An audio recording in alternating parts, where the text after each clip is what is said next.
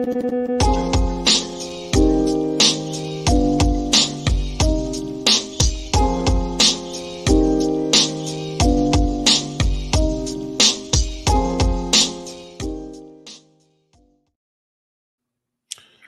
right, we are live. While we are waiting for the rest of us to be here, let me look around. We've got 517 people on YouTube who are watching at this time. 4 on Rumble. A little bit smaller. 56 on locals. Welcome everybody. Good to see you.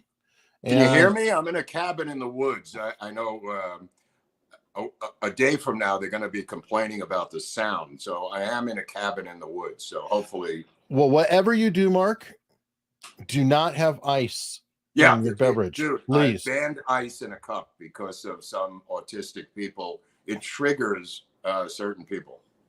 I guess. Anyway, yeah, I like the, hold on, let me go back to the widescreen. Like the rustic background there. Yeah, no, this is, dude, I mean, I am full on in the mountains, 5,300 feet in the air, and barely got in here the other morning. You know, there was another storm Wednesday all day, and I barely got in here alive. But look, they plowed the roads. I got to give it to them. It's plowed outside. It's now sunny and about 45, 47 degrees, but it was coming down. I mean, outside, there are 20-foot, 25-foot drifts outside. Wow, awesome. Well, we got our third individual here, the illustrious Rich Baris. How you doing? Oh, hey, brother, how's it going? How you doing, Mark? How's everybody doing today? Rich?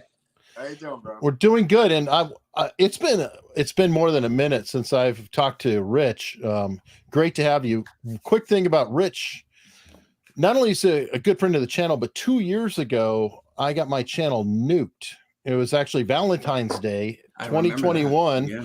And YouTube liked to celebrate by, by giving me intercourse on my channel by tearing it down. But Rich, within a day, had me on his channel to try to help get the word out. And that was the same day that Rush Limbaugh died. Oh, weird. So a strange coincidence, but Rich, awesome dude. And I just want to, say thank you again. I mean, that really means a lot, especially way back. You're trying to build a channel. You hit 15,000 on the day in the middle of the stream, 15,000 and no channel. Yeah. It's one of the, and Eric, you're, more than welcome. It's one of the worst feelings in the world. You put all this effort in and, somebody can just come around without explanation. Even if they give you one, it's not a good one. And, you're making headway, you have good content, and then boom, they just drop the sword of Damocles on you without even warning, and it's just, there's fair and there's unfair, and I guess the world isn't fair, but they tend to give in when you put that spotlight on them. And you always had good content. I always knew you were gonna, be, where you are, and I'm glad. I'm just glad to have been able to help. Yeah, and it's frustrating too when you don't even know why. It's literally, there's no strike, no warning, no anything, just no channel. Poof. Well, when you're grounded by your parents, the first question you say is why. Yeah. Oh yeah, but you usually have an idea. Right. That's true. And you go, why? It's almost like you're testing for which of your sins you actually screwed up and got caught. Yeah, but with them, there is, there isn't any. And especially during that time, there really weren't, and there was never any good communication between YouTube and content creators, contrary to what they say. And every time they start to come out with new policies, it's always somebody gets made an example of, right? And it's really unclear. I don't know if you've gotten this, but I have, where, we try to tell both sides to the story when it comes to Ukraine. And we are constantly emailed with, if you don't stop, we're going to hold your memberships. If you don't stop, we're going to hold your revenue. Happens to us all the time. If you, and they say, I can give you the exact language. They say that you are, hold on, let me get it for you, making light of the basically the plight of the people of Ukraine. I'm making light of it, Holy or cow, that's incredible language, which is crazy, and dismissing and condoning the war. Of course, I don't condone any war. I hate war. I don't know what you're talking about. I am, however, trying to give people both sides of the story, because I don't know how you can ever make any good decisions if you don't at least have the ability to empathize with another side. And if you can't see, the position of a rival great power, then how on earth do you intend to engage in security competition with them if you just put everything in terms of moralism? And that's a dangerous thing, because the U.S. has been doing this for years. And I've always said that if a country is using moralism, to justify their foreign policy, then expansion is forever justified. Right? So aggression and expansion, you're never at a line, because that guy is always the bad guy. So you're always justified in expanding further and being more aggressive. You could always just say, well, it's us. We're good. We're good people. They're the bad ones. That's more dangerous to me than a state that's just outwardly honest. I'm a competitor. You're a competitor. We're nation states. That's how it goes. We're always going to pursue our own self-interest. This moralism nonsense always scares me. It always does. Americans are very good at that, but it's just not real. Wow. I feel like whichever. If the U.S. government switches their position, will YouTube switch their position? Right. Right. Of course. If we side with the other side, it's obviously a fantasy idea, but if we switch positions, will they switch with the U.S. government? Depends on who's in the administration. Right. I have a funny feeling. So true. And besides, I love that wording, though. I'd love to see that wording. That should go in the Hall of Fame of censorship. I'm surprised other people aren't getting this.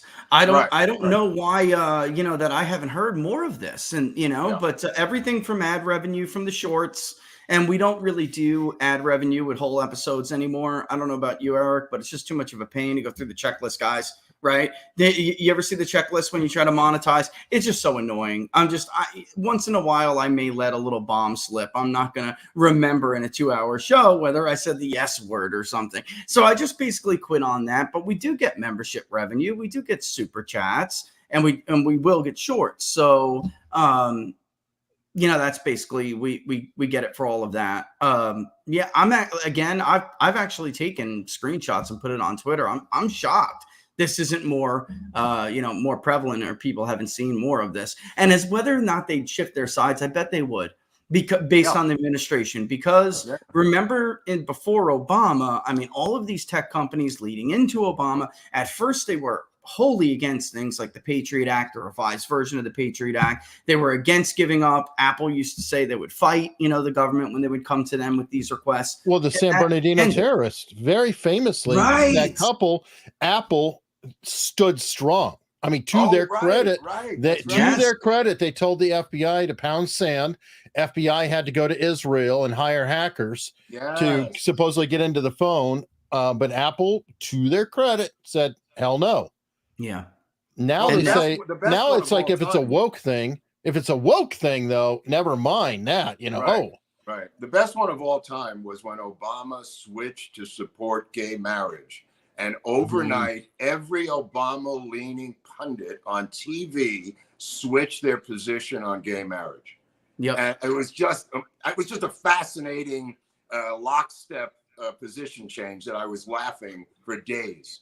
Every single pundit who had been against it switched the night after he said that. Well, we have I always love the echo chamber effect. The most recent one's Woody Harrelson, Saturday Night Live. Yeah. How the next morning it was like in the headline, was it meandering or rambling? It's like there's the keywords, and I always love that. And you'll have to go into it too. Conspiracy laden. What about conspiracy laden? Yeah. Definitely. Well, now Tim Robbins has backed him up.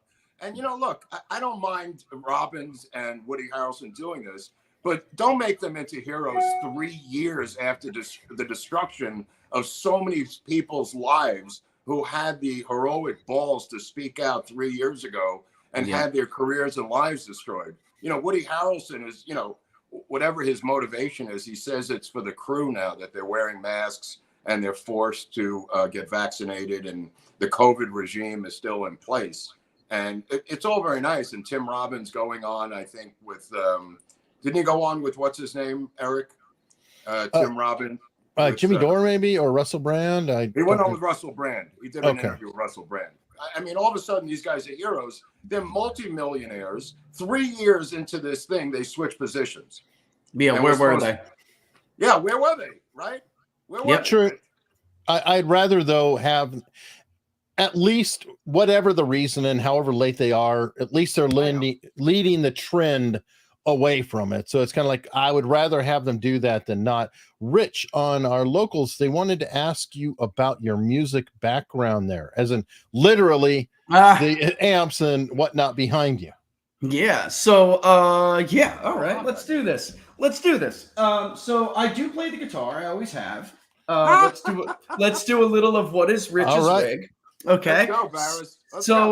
I Laura for a long time was like, Rich, you have lost so much over the years, because I did. When I was a kid, before I went in the Army, I had the biggest collection, Eric. I had multiple Les Pauls. I had a 56 gold top, a 57 gold top, all sorts of crazy stuff. I had a custom-made Stratocaster, but gold tops have always been my favorite. This is a 57 Les Paul gold top, and I love the original humbuckers, but I rip them out because very much like what's his name, Slash from Guns N' Roses. I've always been a Seymour Duncan guy because I like that mid-range beastie Les Paul sound. And it's all about the Marshalls. Look, grunge killed good music. That's how I'm that guy. All right. There has always been some good grunge, of course. But, I really like the old guitar players, Jimmy Page, Jimmy Page. Jeff Beck just died, by the way. He was phenomenal. He was one of my all-time favorites. Eddie Van Halen was a pioneer, of course. Slash is probably, if I had to look at an artist and say who's got it more than anything, and I really admire, it's Slash. He is, really? He's when he's an actual, when it comes to songwriting, Eric, he's amazing. Mark knows him, I think. He's an old friend of mine, Rich. Get out of here. Are you kidding me? No, I'm not. He's an old friend. Yeah, I met him. You want to hear a funny story, Mark? Years ago, when he was in Slash's Snake Pit, I was still kind of young.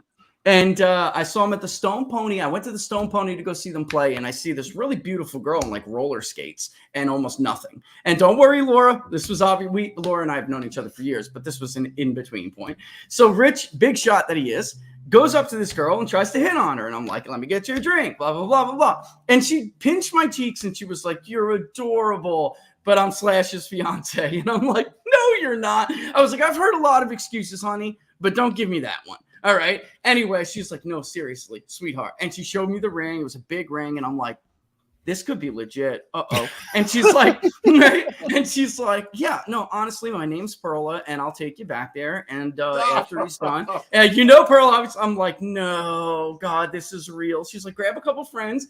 So we played Snake Pit. It was a great show. They did it so easy. A couple things from GNR. And sure enough, she comes and grabs me, brings me back, and he's back there, and he's sitting at a table winding down. And I guess Slash is waiting on burgers or something. He's like, is this the burger guy? Is this the burger guy? And she's like, no, honey, this is the guy I was telling you about. It was hitting on me before the show. I'm like, oh, no. Anyway, he was really cool. I can't tell you how amazing this guy was to me. He gave me time, Mark, that you just don't give fans. Yeah. You just don't give.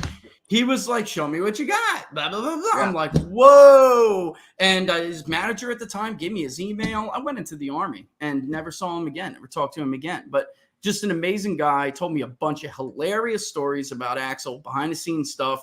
We had a good time for a little bit. My friends were speechless. I don't think any of them said a word.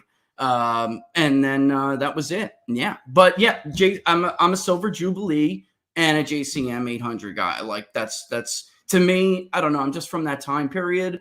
I like other guitars, but the Les Paul is my favorite. And, the Marshalls just have that sound. I don't like a lot of effects. I do have a pedal board and stuff, but I don't like a lot of effects. I just like the sound of the Les Paul and the Marshalls. And Laura pushed me to get into it. And Mark, she's like, when she saw that they made reissues of like 800s, because I used to have these things in 100+ watt half stacks and full stacks, right? And these are like minis. I'm a dad now with 3 kids. I don't need that wattage. These go from 20 watts to 5 watts, and the 20 screams. You can't do a 20 in my neighborhood with a window open. Forget it. They'll call the police. It's that loud now. So when she saw that, Florida, Rich? Where are you? I'm in North Carolina now. If I was still where I was in Florida, they wouldn't even have cared. I'd start playing, and there would be a crowd of people at the end of the driveway. Somebody would go get a drum set, Mark. That's how it would be in my old neighborhood. They'd be like, what are you playing? Let me get my drums. Somebody, grab a bass. It was, here is a little different, but it's loud enough for me, and I'm having a blast. You were in Tom Petty country. Tom Petty he born on the night Hurricane King came ripping through Gainesville. Everybody knows it. They're very proud of it there. Yeah, I loved it. I really did. By the way, Tom Petty, I love too. The woman that you were hitting on used to run a bordello in downtown LA, who became Mrs. Slash, just so you know. I mean, I honestly, Mark, that doesn't surprise me. She was on roller skates, on tight little shorts, and a bra, basically. Yeah. Right. And I don't, that was just me. I was an animal back then. It was ridiculous. But who's going to be the lead singer for the tour that's coming up? Who's singing for them? You mean for that? I don't know. I don't know. That's a good question. Axl tried his best when they did their little, when they did their. Who would have thought? What was the name of the tour when they came back? I can't believe it's bouncing on me right now. But he Never did Say his Never best. or something. Never Say Never. Thank you. He did his best, but after a couple songs, you can see it wore on him. I still think Axl probably is one of, if not the best vocalists in all of hard rock ever. Nobody can do the chainsaw like Axl. Hard rock. Yeah. Hard rock. Yeah, and hard rock. Yeah, and hard rock. Right. There's a guy named Greg Allman who might differ with you. He's pretty good too. I gotta give him that. And there are others, but Axl has just been, he was out so long. I don't know, but the Miles Kennedy stuff Slash does, it's good. It's good. Miles Kennedy is, I like the stuff he's been writing with the Conspirators. Miles Kennedy's got a good range. Once Upon a Time, I'll tell you what, Mark, I would have loved to do that Once Upon a Time, but I went a different way, but I still had the passion.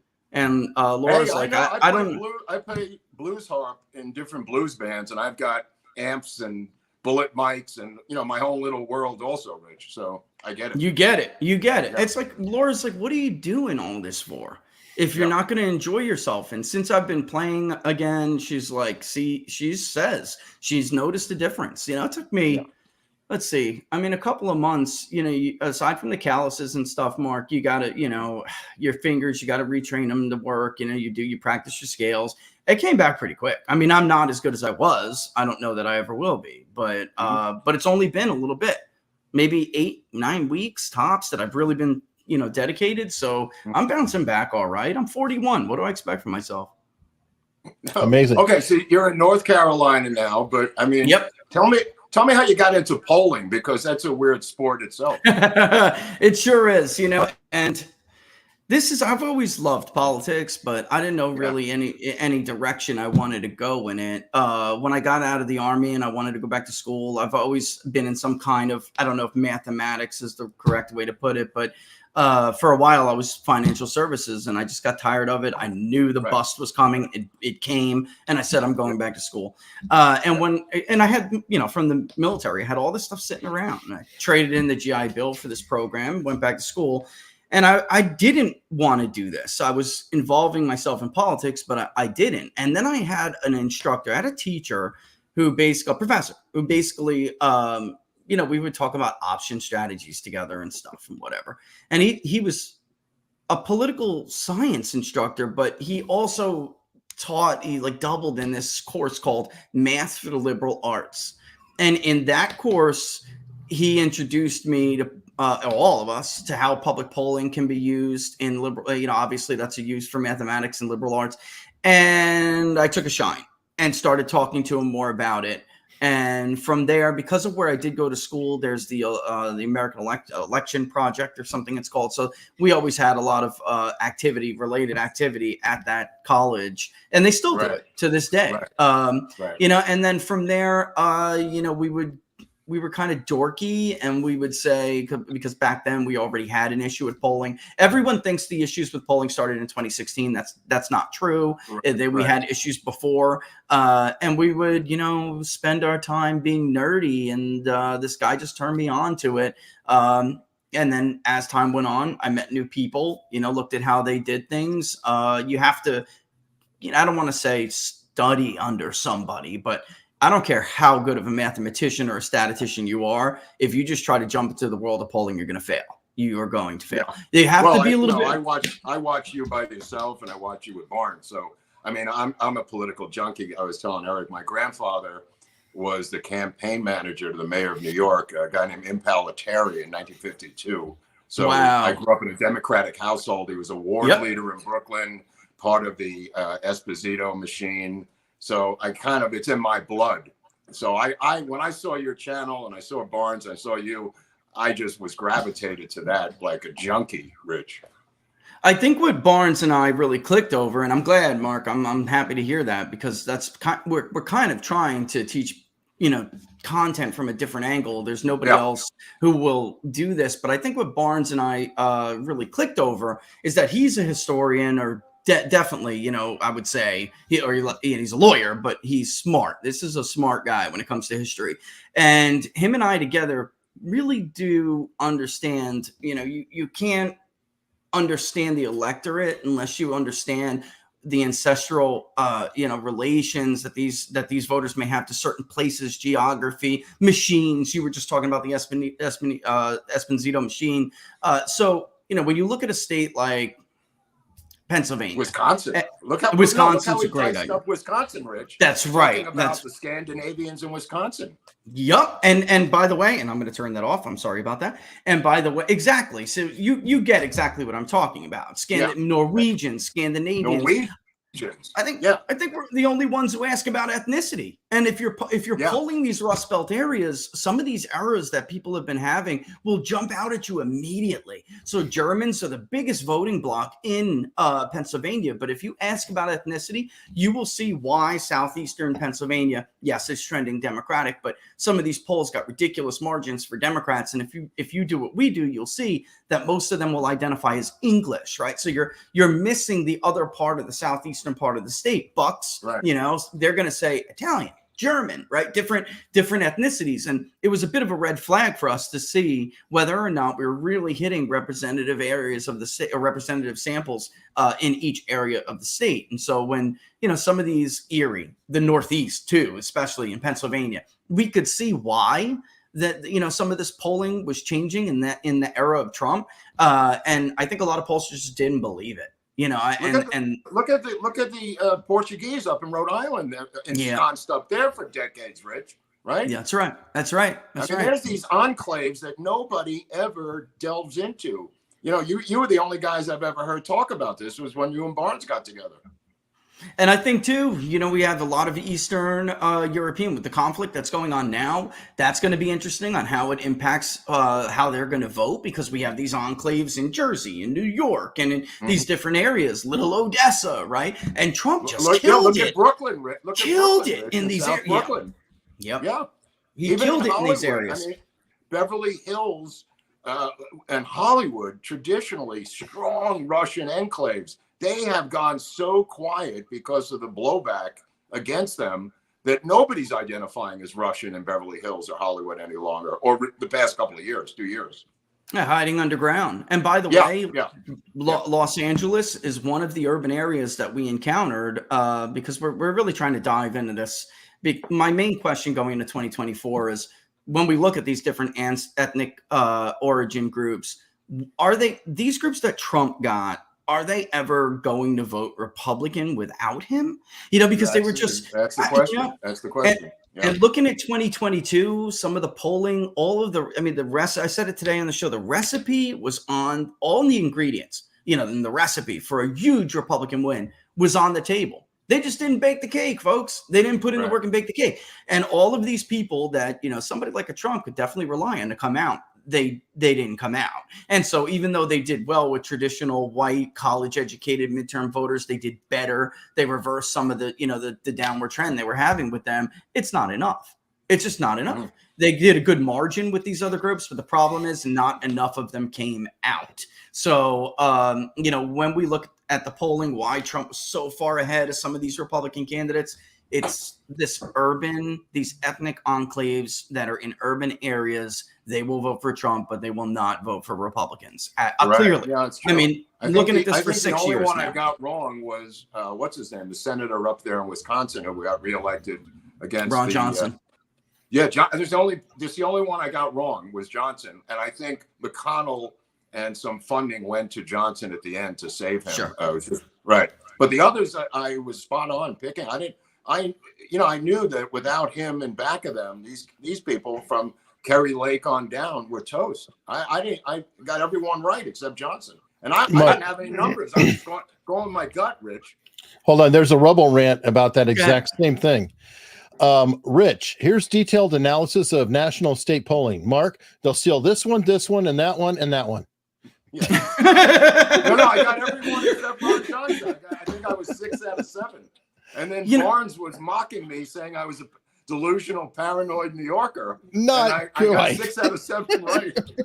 Yeah, Barnes was a little bit bullish on some of these. I got to tell you, I did think. I mean, Walker in Georgia, they just left to the Wolves at the end when he didn't beat him in the runoff. There was no chance. But he was this close in the first round, and they abandoned him. Which. Again, this time was a little bit different than anything I've ever seen. I've never seen leaders of a party sabotage their own candidates. There's a little bit of that every year, but nothing like what I saw this year. You can't tell me it's mishandled. Lenny Bruce once famously said, "Chicago's so corrupt, it's thrilling." And I think Georgia is the new Chicago. Georgia's become Chicago now. Georgia's gross. It is. I mean, it's sad because, Republicans, they control these states for so long, and they just kind of sat on cruise control and thought that Georgia's and North Carolina is another one that they're holding on to because it's not as urban as Speaking of cruise control, are we going to see Cruz again in 2024? I just don't see a lane for him. I just don't. Okay. Well, what's the lane for Nikki Haley? What lane is that? This is my understanding of what they're trying to do. If they have strong candidates in these particularly early key states, they're going to try to get these candidates out in front, and they're going to try to find another candidate that can split the MAGA vote, which I'm pretty sure we already know who that guy is. All right, they've been blowing his head up for months, and they're either going to be successful and get him through somehow and beat Trump, or he's going to ruin his career forever. And that is, of course, Ron DeSantis. And I had been saying, and I always piss off somebody when I say this, but I speak the truth, folks. I don't care if you like it or not. Ron DeSantis had been saying he would never run if Trump was running.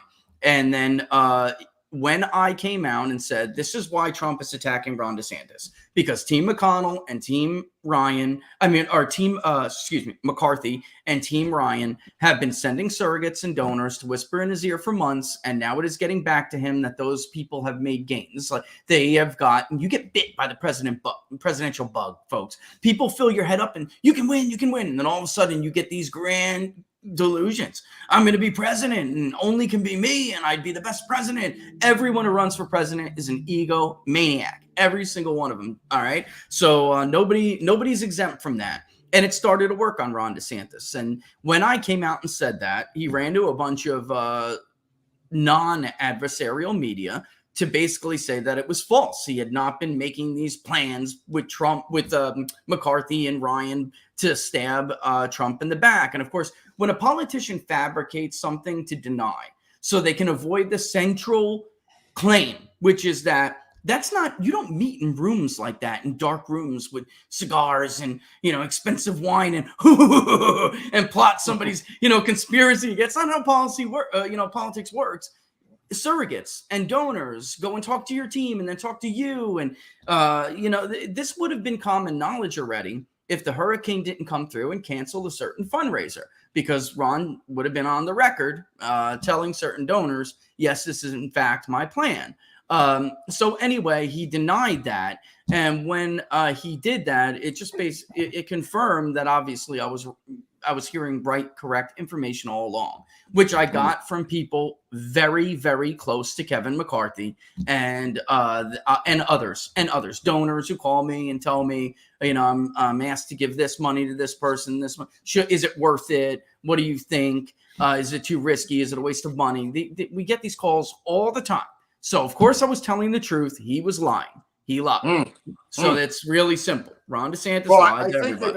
They're going to put as many roadblocks between now and the nomination. They're going to be a bunch of Nikki Haley's at every primary on the road. Every state. That's right. Yeah. I think they're going to come up with a different person to chip away at the leadership of Trump and the nomination. And if Nikki Haley flounders. If Nikki Haley flounders, you'll see Tim Scott jump in to try to peel something away. They're going to come up with 12 to 17 guys and gals again. That's right. To try to put a dent in this guy's road to victory. You know what I mean? Somebody, Mark, I'll tell you right now, and I'm trying to get permission to release some of this publicly, but we've been doing some private stuff. We're going to do a public nomination poll soon, but after the midterms, probably because Republicans were a lot disappointed in their performance. And then also, I think some probably did believe that Trump's to blame narrative. So he dipped into the 40s, in the national nomination polling, and DeSantis at one point in ours dipped into the low rose into the low 30s. So it was getting kind of close there. But then after a while, I don't know all of what's behind this, but DeSantis has now fallen again quite a bit. And Trump is now 55 to 60%. That's a level he didn't even enjoy when he won the nomination. This is what people have to understand. The 32, 35 point lead he has with non-college Republican primary voters has to be compromised, or there's no way they can stop him. This is a numbers game. I'm not saying it can't. We're still very early in the process, but most of the Republican electorate will be non-4-year degree and up. That's just true. So, that's the reality. They're going to do the Mitt Romney plan from 16 on steroids, which is what you said. But they have to find somebody who can break the MAGA vote. And I know for a fact that they're not going to find anybody. Yeah. They're going to get a bunch of mini MAGA vote breakers. You know what I mean? Youngkin. Let me ask you something. How many votes did he get?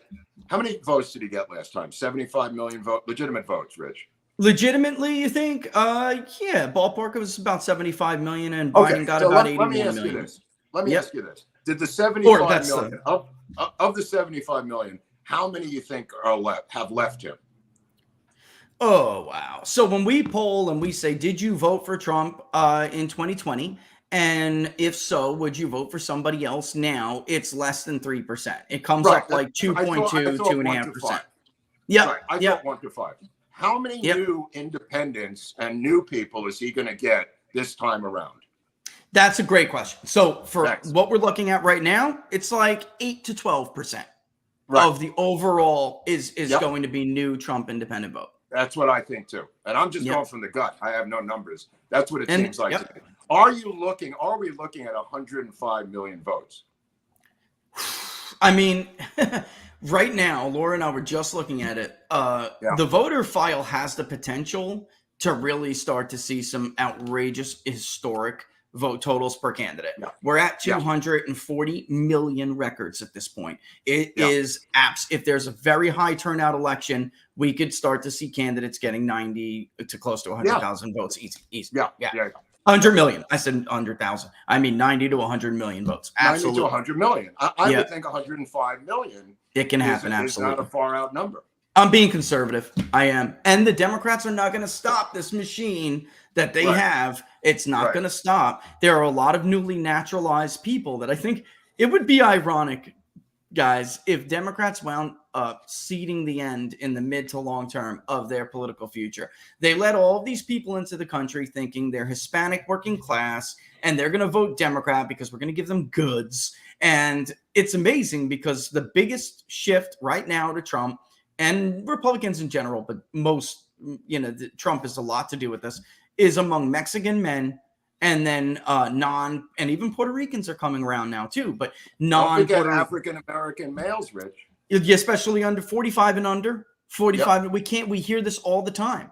And I actually saw him doing better with African American men, but I didn't catch the Mine's women. anecdotal. I'm just anecdotal, but this is what I'm hearing in the street. From black friends of mine who are younger, and obviously Mexican American, working class. The numbers, I think your numbers bear it out. Yeah, I was at the Subaru dealership the other day, and because my lease was up, and the girl behind the counter is a young Hispanic woman, and then the guy at the service area was a young Hispanic man, and they were just trashing Biden. The guy did vote for Biden and was like, "I'm an idiot. I'll never vote for that guy again. Somebody bring back Donald Trump. I'm going to vote for him in a heartbeat." They were mocking it all because at that time it was the UFO story. You remember the UFOs, right? And they were like, what the hell happened since Trump left office? We're being invaded by Martians. The country's falling apart. They're just mocking it, but they were kind of being serious, like being not to joking. change the subject, but both you and I have had close encounters of the third kind, from what I understand. Nice, really? Most people think I'm crazy. At this point, this might be, since you brought up the UFOs. Yep. We did an episode on it, Eric and I, and I thought maybe, I don't know your story about your close encounter. I thought this might be a good time, and then I'll tell you mine. I was just going to ask you, if you don't mind swapping stories, let's do this. Because let's do it, bro. Let's go. Because this is what bothers me about, before I tell it, this is what bothers me about the stuff we were hearing a couple of weeks ago, is that I take this very seriously. And after what I saw, and for them to use this as a joke, kind of red herring, because they botched how they handled the Chinese balloon. They blew up Nord Stream 2, apparently. So all of a sudden we're being invaded by aliens. That's not cool to me. I want this to be a more serious topic, and it is, and it deserves serious discussion, not joke.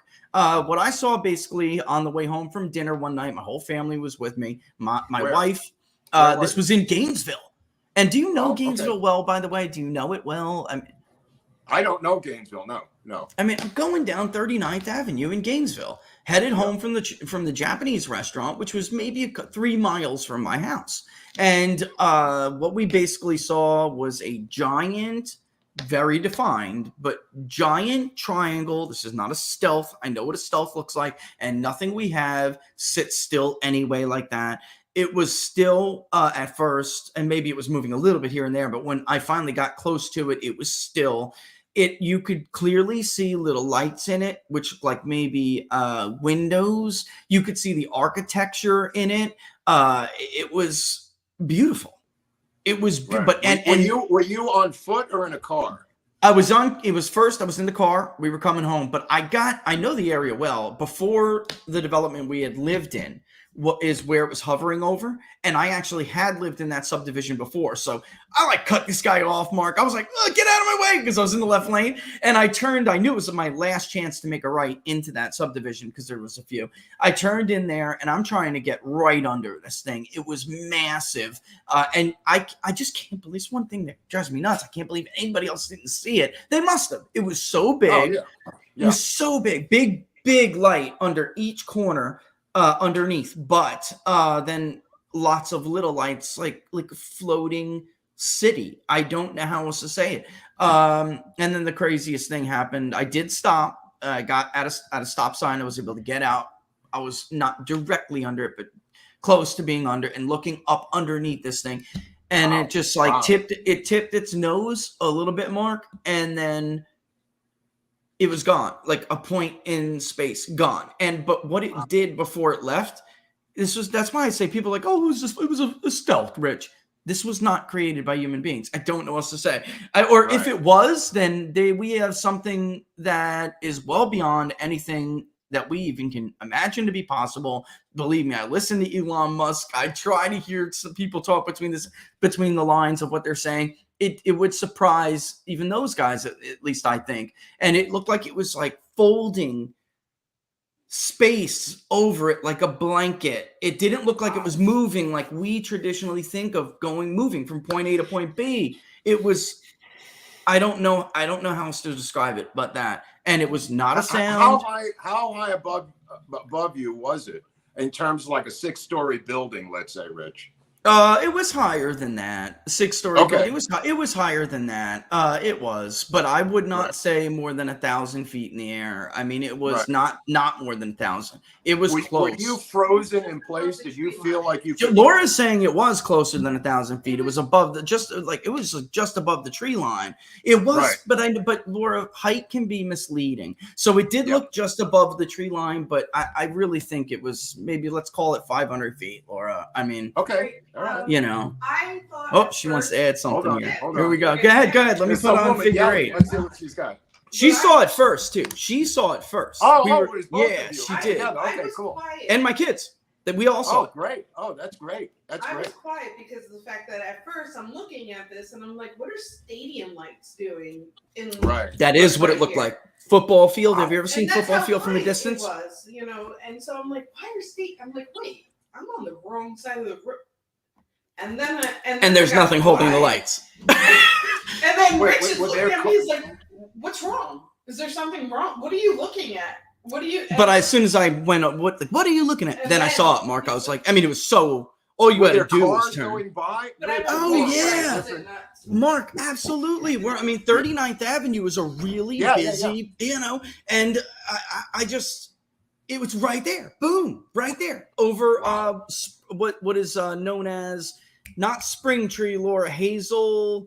That's the subdivision. Hazel Heights, I think, is the name of that subdivision, because I used to live in it, but the sign for the entrance was like torn down, so I always forget the name of it. But I believe it's called Hazel Heights. There's a Publix 1.5 miles away. my God. I mean, it's right there. And my kids, man, they were terrible. Well, my son wasn't. My son was like stoked. He was like, "Whoa, Dad!" How old was your son, Rich? He's 13 now, so we must have been close to like 8 or 9, 8 or 9, right. something like that, because we've been North Carolina for almost 3 years now. Okay. He was like, "That's an alien spaceship, Dad. This is awesome." He thought it was cool. My daughter, especially when I got out, was screaming like a maniac. "They're gonna take Daddy!" Crying and Oh, screaming. my Like, God. she really thought this thing was gonna beam me up, and take me away. But it didn't, which I always joke and say, unfortunately, because then they leave you with these questions in your head. And it plagues you forever. It's going to plague me for the rest of my life. And if I don't find out before I die, it's going to be one of my great life regrets. That's how big it impacted me. Oh, no. It's startling. It never leaves you. It never leaves you. Yeah. It's, people who have been through this know what it's like, and you can't really explain it to civilians. Both you and Eric have been in the military. So you both have a military background. Is it possible that our military would have a secret this large, Eric and Rich? Physically large, this big. I mean, listen, I can even, because what I saw looked almost like light camouflage, like the beginning of it turning on light-based technology, like camouflage, like that, technology-based, on light, the bending of light. I could even swallow that we have something like that we're not telling people.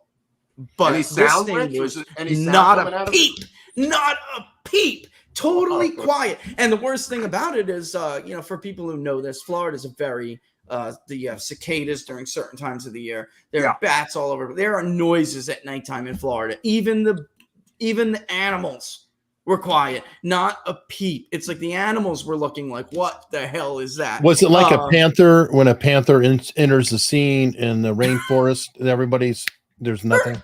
Yes, the howler monkey stop. It all goes quiet. Yes, absolutely. It was very eerie, and even when it left, not a sound. How long was the encounter, Rich, in terms of time? But because we were on the road for as long as we were, and we saw it, because when we first saw it, it was like, in a little bit in front of us to the right, and we drove maybe a 1/2 mile to get into that last 1/4 mile, because that whole stretch is only about 3 miles, 1/4 to a 1/2 mile. So to get into that development, and then I made a couple crazy turns to get to the right part of the development where I thought I'd be close enough to be at least somewhat under it. Let's call it 90 seconds. I mean, yeah. Okay. And people are always like, "Why didn't you take a picture?" Because when you see something like this that blows your mind and changes your worldview forever, the last thing you're thinking, especially with kids screaming in the back of the truck, the last thing you're thinking is get a picture. Yeah. I mean, you're just not. You're in awe. You're looking at something What year was this? magnificent. What year was this? I could get the exact year. I want to say if we've been here almost 3 years, it's probably at least I could find it on the MUFON website. I called MUFON. Well, Mark. approximate. Oh, you did? Okay. Yeah. What- I called MUFON. I did. I mean, I was like, I could get. Honestly, I could get it. Maybe 5 years ago. Wow. Let's see. Okay. So it's more That's pretty recent than I realized. Okay. Yeah. I mean, I can get you these because I actually want to know now that you're. I mean, it's been a while. I know that, but time moves. Time definitely moves. Let's see if I can find the map. They even have it as. I had a girlfriend who was president of MUFON LA chapter, Rich. Wow, really? Yeah. So yeah. these are serious people. This is not a absolutely. joke. I These are lived it. I lived it. Mine was like in 1977, I want to say, the one that I had, Rich, and it was upstate New York with my girlfriend at the time and another girl. Oh. We were coming back from the movies in Kingston, New York, and I lived up in Haynes Falls, New York, which was near Hunter Mountain. And I love Hunter Mountain. Yeah, I used to run the ski shop. I used to run the ski shop at Hunter Mountain inside. Wow. Yeah. But that's You're taking me back. Yeah. So we went through Jewett, cutting through Jewett, which is just open fields, flat fields. And down below in an intersection of just, 4 corner roads down in the field, we saw circular lights, like a merry-go-round of lights on the ground, not in the air, Rich, on the ground. Whoa. And we got out of the car, we went down to the lights, and we stood there behind a hedgerow looking at this circular object, which was about, I want to say 250 feet in diameter, on the ground with pulsating lights going around it. And we were stunned looking at this. The middle of the night, Rich, on the ground. Just stunned. Oh, my goodness. And we watched it. We stood there for about 15 minutes talking to each other, going, what is this? And all of a sudden, a black sedan, we're in a ravine, a black sedan pulls up on the road behind our car, which is about 100 yards away up on the road. And in that black car are 3 men in suits in the middle of a rural area. Yep. And you had been looking for a long time. 15 minutes, you say? Yeah. And then we were frozen. We couldn't move. We couldn't move forward. We couldn't move backward. We talked to each other saying, could you move? And we said, nope. And we stood there frozen while these guys were in the car up on the hill. And the craft was to our left, like we were between them and the craft, and we couldn't move, and they were in that car. That was quite terrifying because it was me and 2 girls. You know what I mean? Right. That was pretty scary. And you physically couldn't move, Mark? You mean you physically couldn't move? We could talk, but we couldn't move our legs. Wow. Yeah. And the 3 of us said this. The 3 of us were talking about not moving. That's kind of terrifying. It was. And then I think it was like, I want to say like maybe 9 years later, when I was editor of National Lampoon, and I went up, and Ratzo was having lunch or just came back from lunch with a guy who wrote the Mothman prophecies. And this guy, John, who wrote it, said, you were in Jewett, weren't you? I said, yeah. And he takes out maps on the table in Ratzo's office and begins showing me the sheer volume of UFO sightings in Jewett, New York, going back to 1941, Rich. And it was just, he says, that is some sort of point of entry for UFOs. And he said the 3 men were men in black coming to greet the craft. That's what I was going to ask you. Who do you think those guys were? The old men in black? He told me the whole, I didn't know anything about it. I didn't even have to. He told me, that this was the men in black who were coming to greet this ship. And we just happened to be there in the way. So they never got out of the car, and we never moved up the hill. And they eventually pulled out and left. And we got back in the car, drove home in stunned silence as to what happened. And the whole thing was about 35 minutes, Rich. It wasn't quick. I mean, this was a long encounter, bro. This is that I've never had that long of an encounter. I will tell you. I guess it. I guess it took. I don't. I was trying to get you the date. Because it would have given you a little bit more information. Laura said it was about 7 years ago. Yeah, because now that I looked at it, guys, there are black triangle sightings all over this area. So I'm like clicking through different triangles. I don't even know which one's mine at this point. But right. It was very quick, and I didn't feel anything physical. I just felt, and that's why I asked you that, because I was wondering if you were physically unable to move, or we didn't feel frozen, Rich. We didn't feel anything. All we said was we can't move our legs.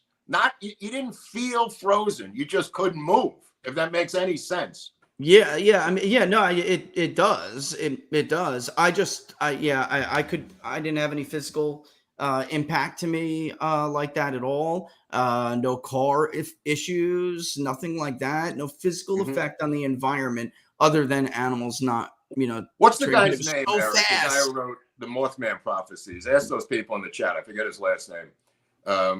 John. I forget what his last name was. I'm looking. Hold on. What is it that you thought it was, Mark? What do you think it was, Mark? It was a ship on the ground, and we saw it on the ground. We went over to it, and it was just pulsating. John Keel. Lights. John Keel.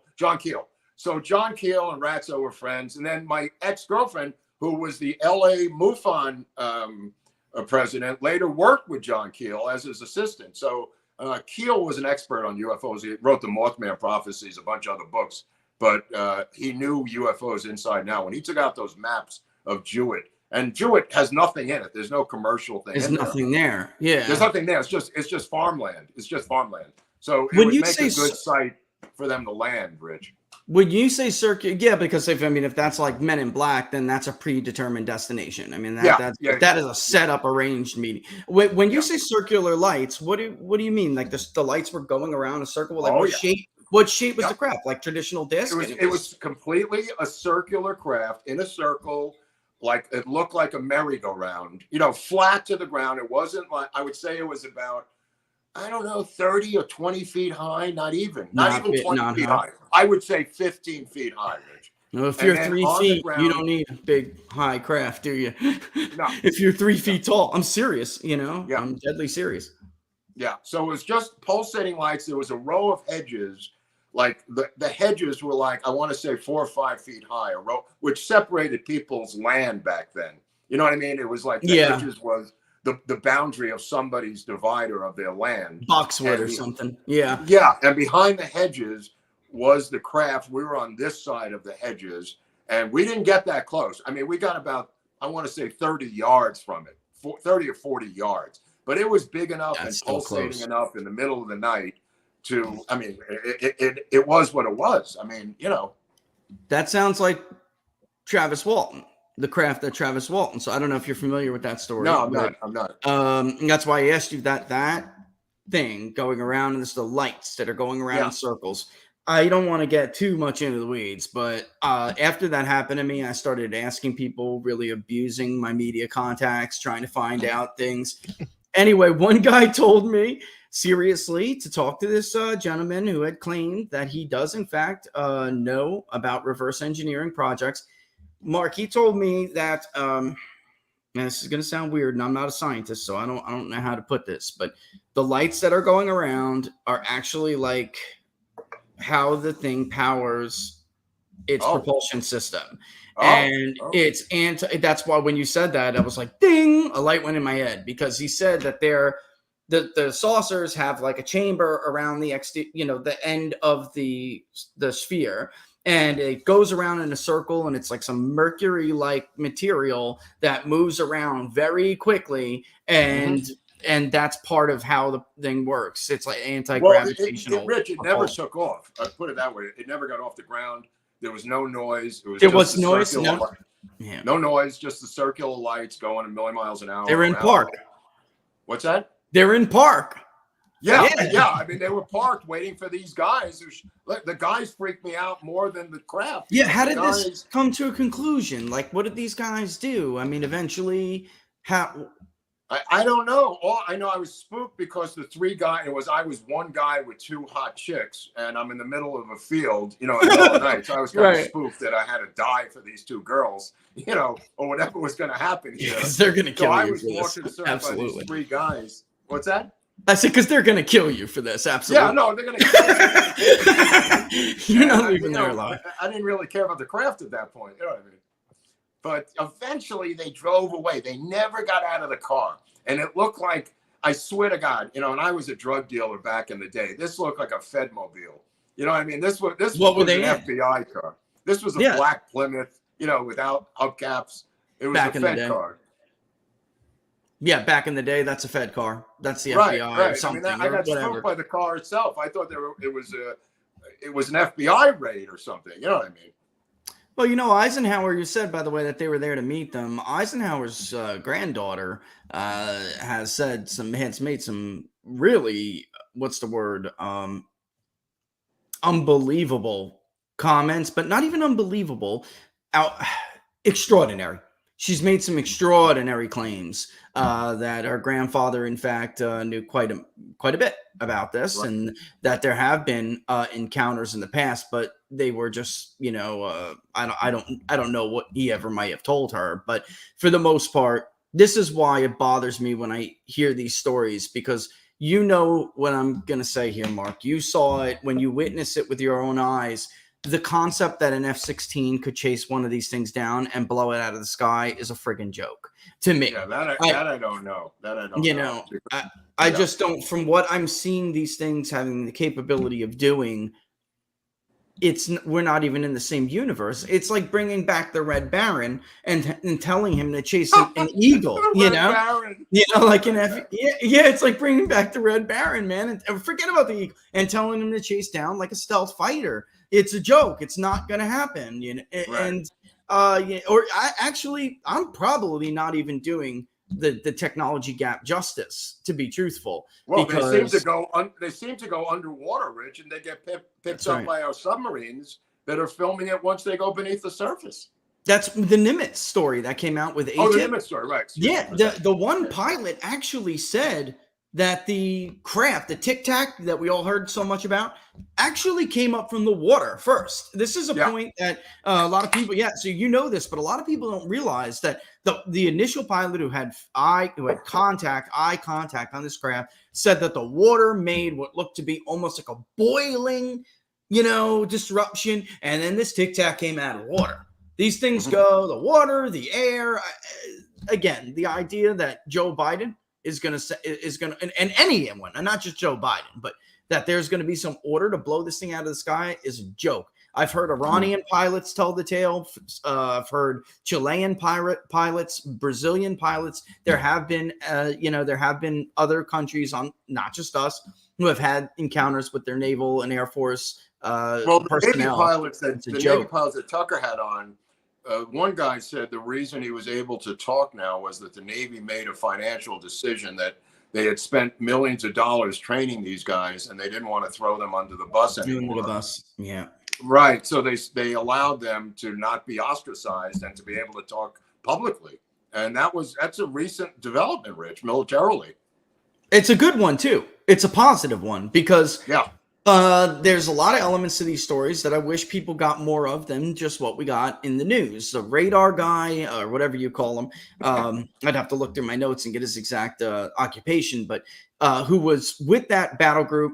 He said that this had been happening to them over and over again. The Nimitz is just the encounter that most people know about because we've talked about. One day he said it was like UFOs, these Tic Tac things were raining from the sky down into the water, then back up. It was crazy. When we had the fleets out in during the Iraq War, that this stuff seemed to shadow them all the time. So I find it to be a serious issue. If these are highly trained, highly credible witnesses, and they're telling you this is happening, then and filming it, right? Like, so the I aircraft carrier, more evidence you can get, How much more do you need? The aircraft carrier fleet, John Mearsheimer, is how the U.S. projects its power in the world. If you have something unknown shadowing it, potentially able to wreck it in a moment's notice, you should probably want to know about it. And that's why I do lean on the side of I'm not really scared, Mark, because I feel like if they wanted us gone already, we'd be gone. Yeah. No, they've been monitoring our nuclear plants since the 1950s. I mean, they seem to hover and go over nuclear powered plants around the world. It seems like that's one of their targets or observations is about our nuclear development. See, you've researched this a lot too, obviously, because after I saw this summer, I've dusted off an old script, and we're going to be shooting this ensemble film out in Joshua Tree National Park called The Alien Abduction Project. It's a young ensemble film, low budget thing, but I've dusted off the script, and we're going to go into this summer and shoot this film. I'd love to see it. Yeah, it's called The Alien Abduction Project. We're going to try to put it up on either on Rumble or Locals when it's finished as a better version of that Joe Biden's son movie that was put up this summer. Right? Yeah, I'd love to see it. Let me know. You'll hear about it. You'll hear about it, bro. You'll hear. Hey, Locals chat is going off saying that there's some rumbling about Bobby Kennedy running. Well, that was the endorsement by what's his name, Steve Kirsch. That's all I heard, right?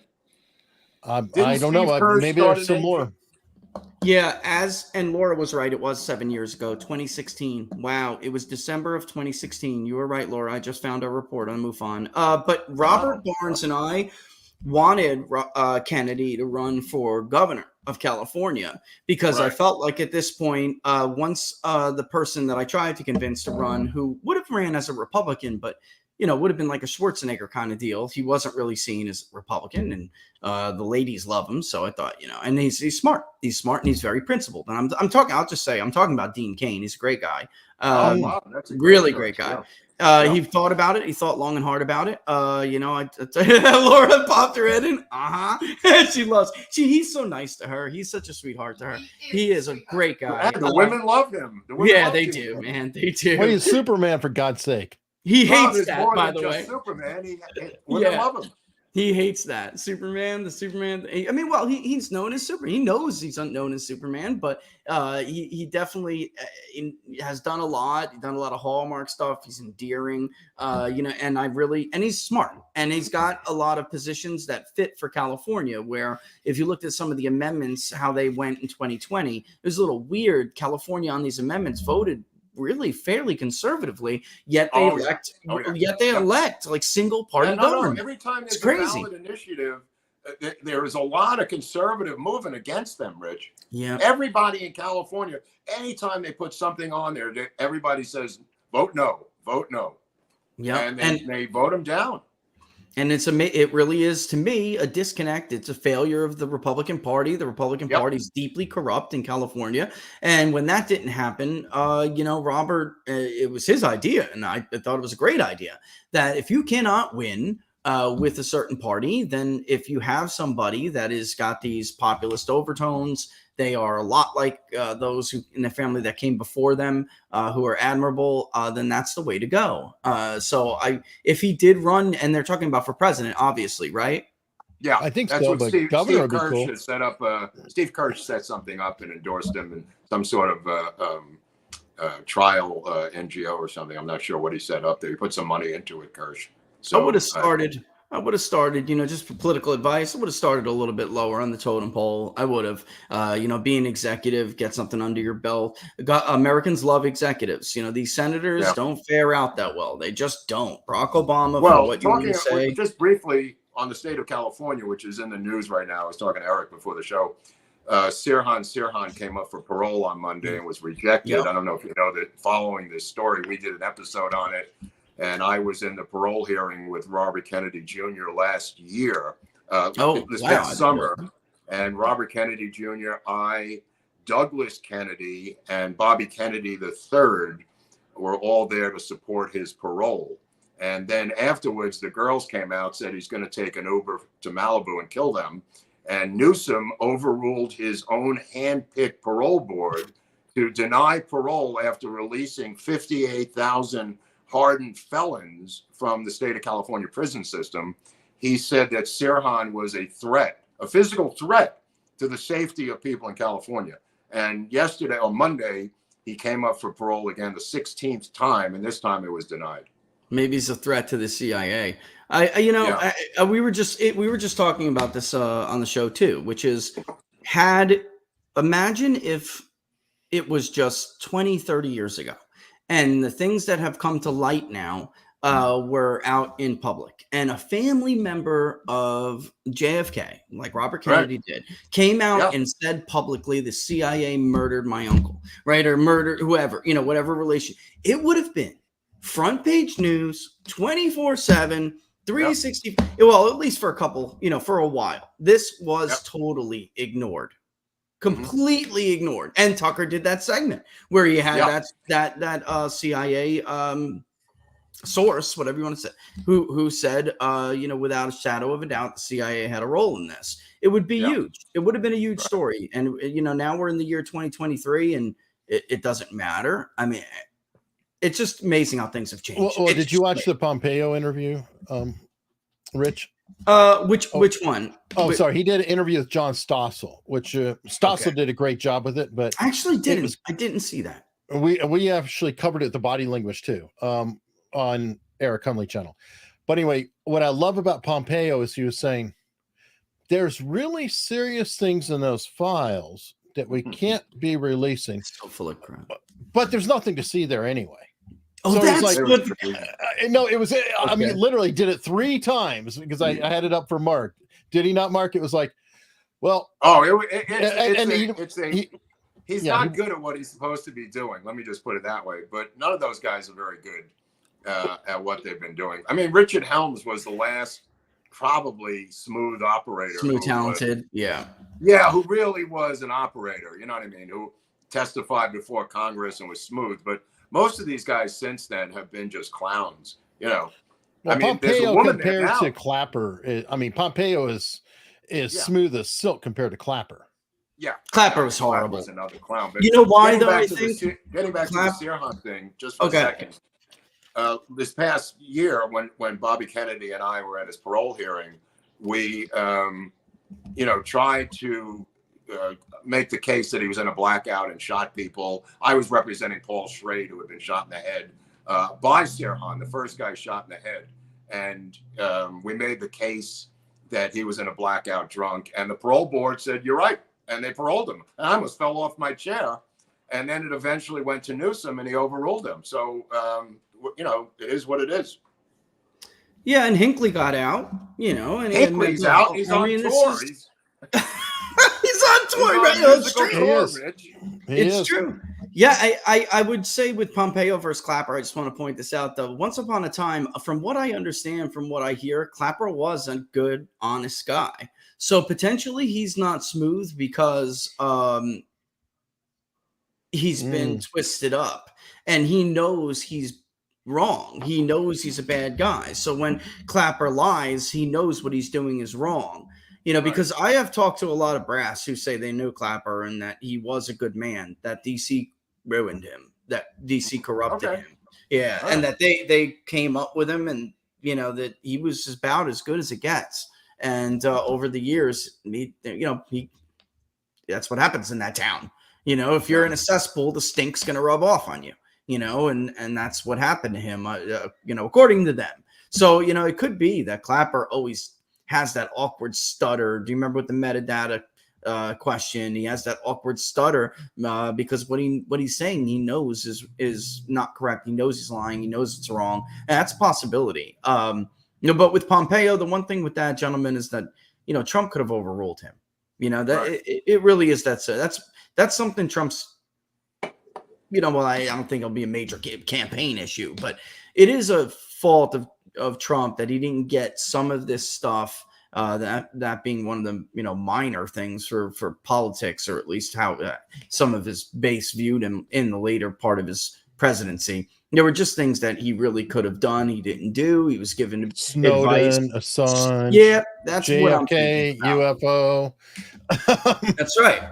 And there are people who care deeply about this stuff. There are. I brought up Travis Walton, the abductee, before. In 2016, they mocked him. They were mocking. It was a way to mock Trump to ask Travis Walton at some UFO thing who he was voting for, and Travis Walton was like, Trump. We're gonna find out the truth with Trump. And then I don't know. It doesn't look like a lot of ufologists were on his train in 2020, because I think maybe some of them felt like it ended up just the way it always is. It always ends up.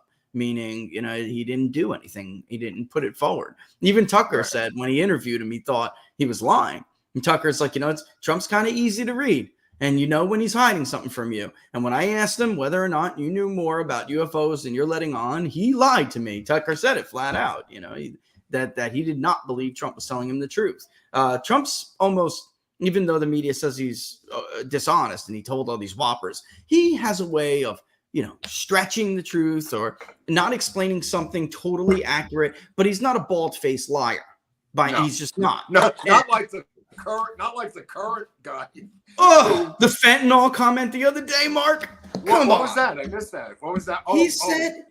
He said this person who was killed, overdosed on fentanyl recently. That was fentanyl that came over under Trump. As if that hasn't been stuck in everyone's arm or up somebody's nose long ago by now. The fentanyl pours over in unbelievable quantities every month. It's consumed. There is nothing left over from the Trump administration unless somebody forgot about it in a warehouse somewhere. Are you kidding me? It's just not how the drug trade works. This guy lies. He was in prison in Robben Island with Mandela. I mean, they are so insane. I mean, they're just crazy lies. They're not even lies. Like a lie would be, I cheated on my wife. That's, it's a lie, whatever. I didn't tell her. Fabrications. But these are like entire stories that he has created to profligate that are just completely insane. Yeah.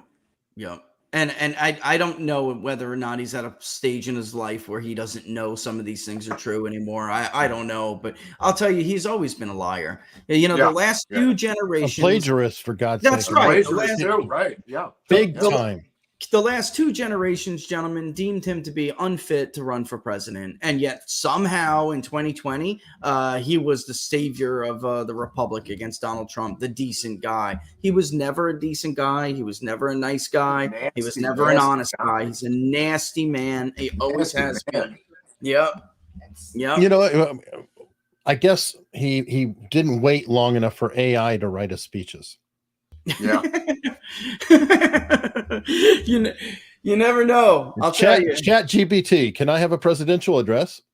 Yeah. You have one in 30 seconds, right? No, I want to sound like Kennedy with a little bit of Woodrow Wilson. Martin Luther King. Throw in MLK. A little MLK. Little MLK. Oh my God. Man. Yeah. Let me get a couple rants and super chats and whatever else. Got a Rumble rant from 63 Telecaster, which you both should appreciate. Do you have a 63 Telecaster, Rich? No, that's the commenter. But I know he's been a commenter for a while. But no. Do you have a Telecaster over there? No Telecasters. No. My buddy had a buddy used to sing actually in the band we played in. He loved Telecasters. That was never my thing. I like the sound. It's its own, but we all have our own sound, and it just never was me. Another guitarist I played with a lot, he was Strat all day. He had beautiful, different years throughout the 60s. He was blues like you, Mark. Loved blues. Played through a Mesa Boogie. It was gorgeous. Eric Johnson pickups. Oh, yeah. The Stratocaster for that is great. Yeah. Oh, yeah. He's incredibly talented. And Jim, of course, I'm talking about you. If you're ever listening, buddy, you're a phenomenal guitar player. You always were. Do you play on your theme song, Rich?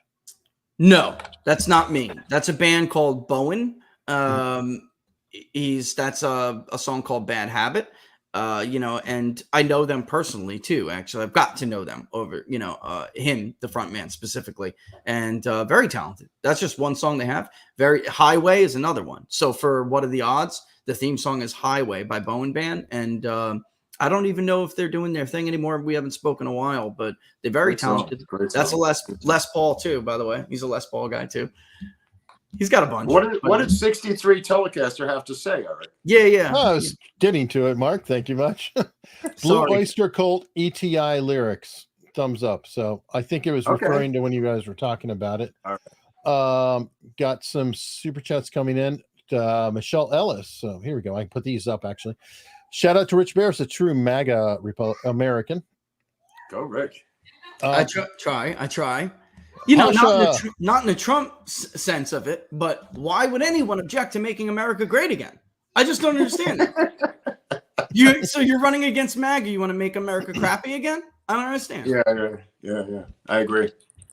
Pasha's here. Mark, is there a rustic cabin themed Yiddish word of the day for today?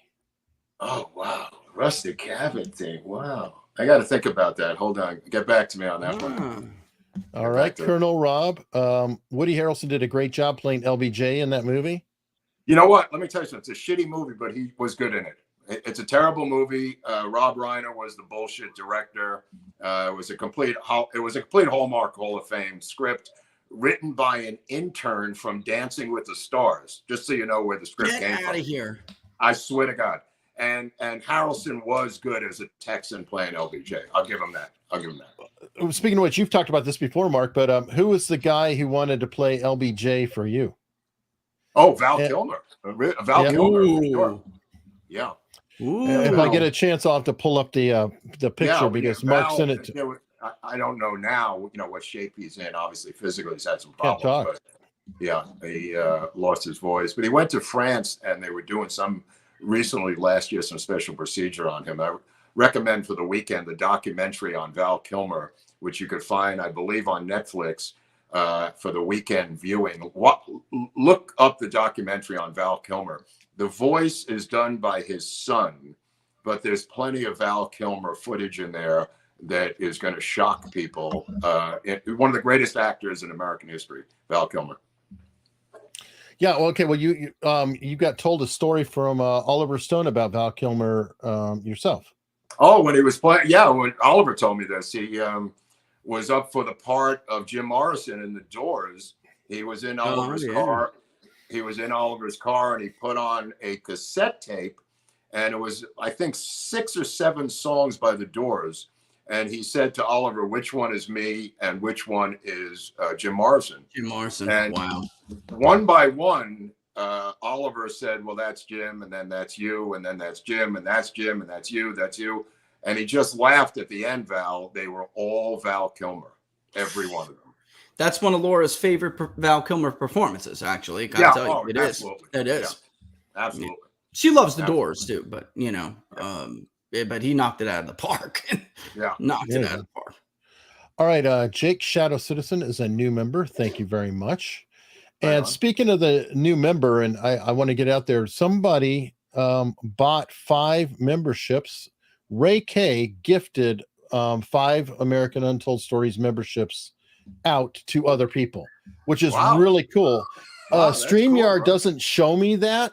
I happen to see it on the YouTube thing. So if anybody else has ever done that, thank you so much for doing it. It means a lot, but I don't see it when it happens in the tools we have. So I'm really glad I caught that. And thank you, Ray K. I don't know if it's happened before, but really awesome here. Innis Fad, what's to stop 2024 from stealing the election from Trump like they did in 2020? No way Biden got 81 million votes. Won't Dems try to get it again? Well, Rich, if there was one thing to change, wouldn't it be signature verification? The one thing to check on. It is the basic, most simple way because Barnes and I both had long advocated that people are talking about machines. Maybe at some point that'll be a story that has some kind of legs. But the bottom line is everything that we saw when we looked through Michigan and Georgia, and then later even parts of Arizona, was just good old fashioned ballot chasing and stuffing. And the signature verifications had the biggest issues. You cannot sign your name in all caps. All right. And yes, there will be some signatures. Even I write my signature differently here and there. But that's why I advocate for, and I know people don't like Big Brother, but already Apple, you use your finger on your laptop, right? When you want to sign into your laptop, you put your fingerprint down. Believe me, the government has your fingerprints already. There's no big deal here. We need fingerprint verification if we're going to do something like this. Otherwise, just get rid of the whole damn system. The way things are right now, signature verification would be the simplest one thing that we could work on that we already have. How about just ID? How about just making people show their damn ID? Well, that's in place. That's in place. We have, but it's not. It's not used everywhere. In every election challenge, and this is just anecdotal, it seems to be the one thing they refuse to check is signature verification. Rich, am I correct? Or it is, and with reason. And I don't know if Obama's running for Senate, they're very concerned about signature. Or Gavin Newsom, he objected to signatures as well. You're both you know, I mean, he objected to a slew of signatures when they were doing the recall. And Barack Obama wouldn't even have gotten into office if it wasn't for that, by the way. So, maybe later he would have, but you know how he did it back then. Rich, you should watch our Obama episode of his family's connection to the CIA. It'll curl your hair how deep this goes. Not at all surprising, but I absolutely will. Apple scans your face, guys. I mean, Laura's, always talking about that too. So what's it, what is a little bit going further, a little bit to signature verification gets eliminated and we do something that's a little bit more secure like fingerprints or, it's a no-brainer to me. It is the most exploitable thing now, especially with the advent of universal mail-in or permanent mail absentee ballot lists. It's the most easily exploitable part of the system going. And for that question, the best thing that you can do against that, to guard against, fortifications, we'll call them like that, is to participate and increase participation, because every ballot that you legitimately cast is one more that they could gather later from the pool of those who did not participate, because that's largely how a lot of this is done. And then also Republicans are going to have to, Trump seems to now understand this. I know it for a fact he does. He understands that Republicans need to chase ballots like Democrats have been, more than chasing, but Republicans cannot rely now on this last minute election day vote. That's just this huge, big game day vote. That can't happen logistically. Right. It was never smart. For states like Texas, Florida, even Georgia, you can in-person early vote. So if you don't like sending your ballot through the mail, Republicans should be getting their voters to go to the polls in person early. The problem Republicans have is that they and their donors don't want to spend money on things that aren't sexy, but are vital. And believe me, I've been talking to a lot of them. Some of them get it, but for the most part, they don't understand why it's a big deal when you show them Democrat expenditures in the last cycle. They ran TV ads to basically give themselves air cover, and then they spent 4 times as much on the general campaign when it comes to on the ground. That's right. I mean, you pay a Republican Walker $10, Mark. I explained this to Barnes how it works in California with the harvesting of the ballots that are picked up by essentially kids and brought to safe houses in San Bernardino, and then they're sold in bunches. Rich, you could buy 10,000, you could buy 5,000. This has replaced the dead voter lists that we had here until I think it was Fitton sued successfully in the state of California to go through the rolls and get off some of the dead voters. Now it's about gathering up the absentee ballots from apartment buildings and homes throughout California, bringing them out to safe houses, usually outside in the county, and then selling them. And the groups selling them are Armenian and Russian mobs who are selling these. They don't even have a political agenda, Rich. They just know that money. What's that? It's just money. Yeah, it's just money to them. They will sell the absentee ballots in bushels of 1,000 to 30,000, depending on what you need in the state of California.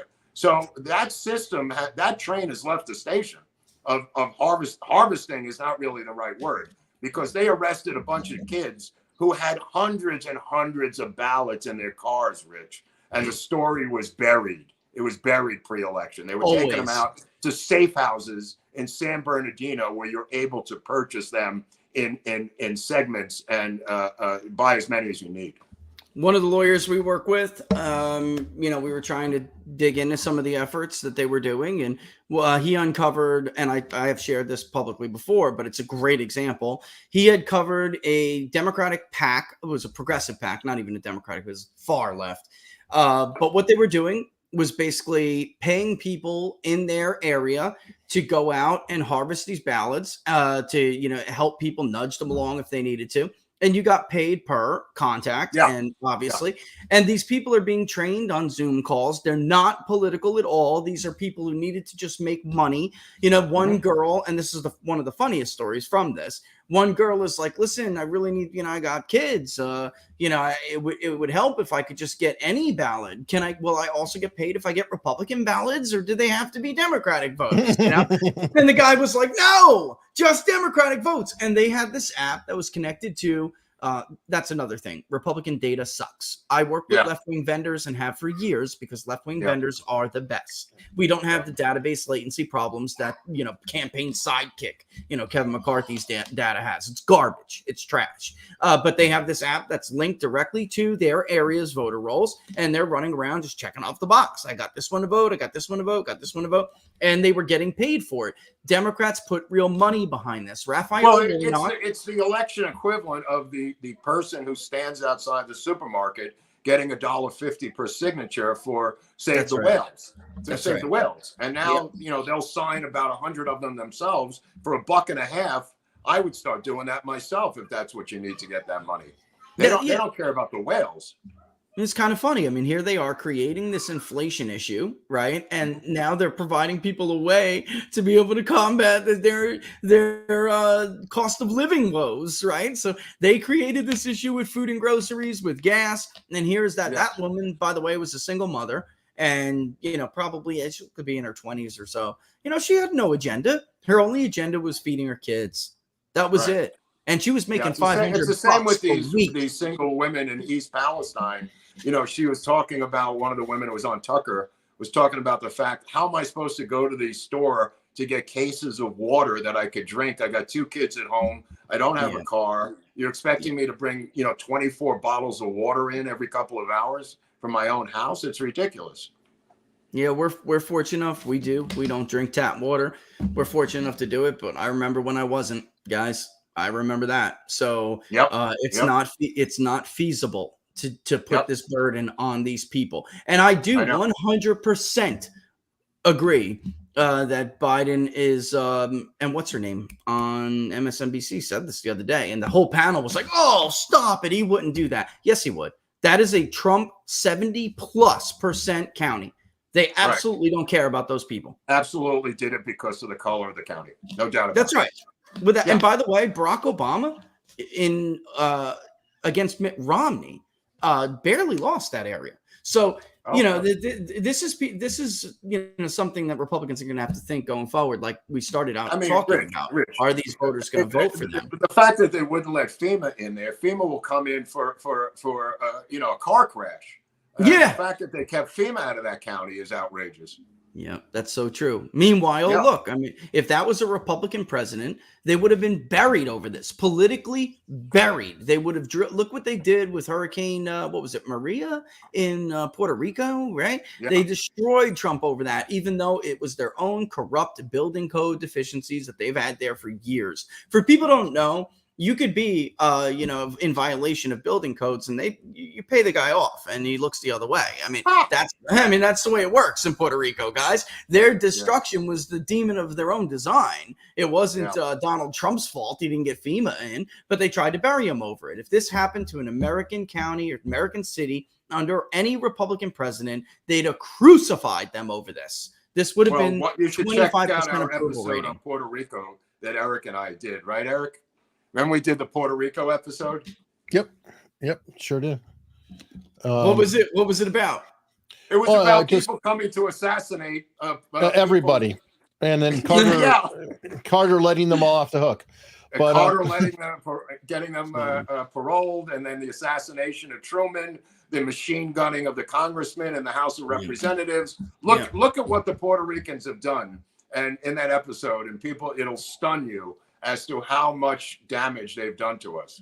And you don't want statehood? You don't support statehood? What's wrong with you? Yeah.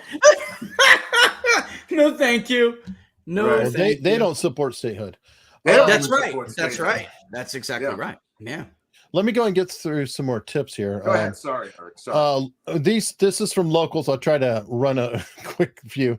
Tarkina53 sent a $5 tip. Mark, looking snazzy. Nice shave and beard trim. And she added, I grew up in Texas and got the chance to see Stevie Ray Vaughan live. He's amazing. I was at his memorial concert and saw so many amazing tributes.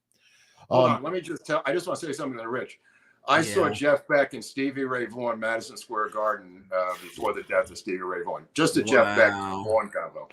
Wow. I'll tell you what. I was working with MTV at the time. I still remember it was a tribute, and then they had played some of his stuff, and I didn't even know who Stevie Ray Vaughan was. And they played his version, of course, of Voodoo Child, but also Life by the Drop and Pride and Joy. And I'll never forget hearing that man for the first time.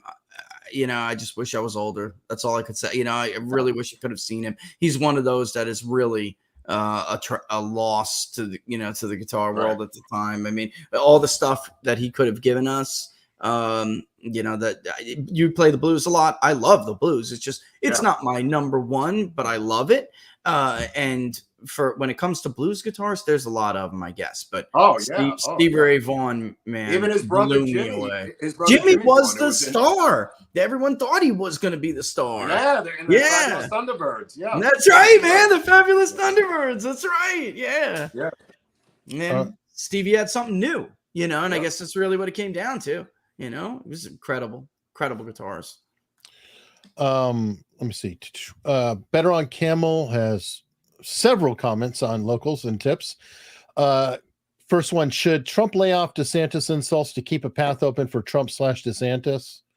I there's a group of Trump voters right now who are with Trump, but he could turn them off. And this, honestly, and I've said it over and over, this is the way to do it. What these voters want him to do, he's got his core who thinks that's hilarious. But what these voters want Trump to do, and I would say they're probably 15 to 20% of his coalition right now, is just focus on the fact that he was the president. He did these things. He ended Roe v. Wade. He moved the embassy in Jerusalem. He renegotiated the trade deals. He got rid of NAFTA. He had the Chinese on their knees. He nixed TPP. He was building the wall. He stopped the massive flow of fentanyl. I mean, didn't stop it, but he slowed it down dramatically. You can look at the statistics. He got the Chinese to send it to Mexico. It was coming into the U.S. That's right. In regular U.S. mail. It was coming in packages from FedEx, bro. Yeah, we've talked to Laura and I have talked to customs agents who say, "What's the name of the machine he gave them, Laura? Do you remember?" These guys loved Trump. They had these machines, Mark, where back then they didn't know whether or not a strange substance was really a drug, and they would have to take it and ship it off, test it. This thing, you just take a sample, you put this little wire in it. It is like a spectrometer, but they have a name for it, and you put the wire in it, but these are very small. Trump gave them these things that are really small. They're only like this big. And you put it in the tests, and it'll tell you fentanyl, MDMA, whatever. They love it. And there are all these gizmos that make their job so much easier because of the way that fentanyl was coming from Asia through the U.S. mail, through FedEx or whatever, DHL, whatever these places were. They hid them in between pieces of cardboard, and these things would be able to, detect whether or not that was a single piece of cardboard or is there a layer of something in there. They loved him for this. And then also too, the people didn't really track it, but the wall is, one of those key contentious issues. The wall was going up. There was an interactive graphic on the customs website you could have looked at yourself. You could have watched the wall being built. Yeah. You could have watched it being built in real time. So all these voters want him to do is be like Grover Cleveland.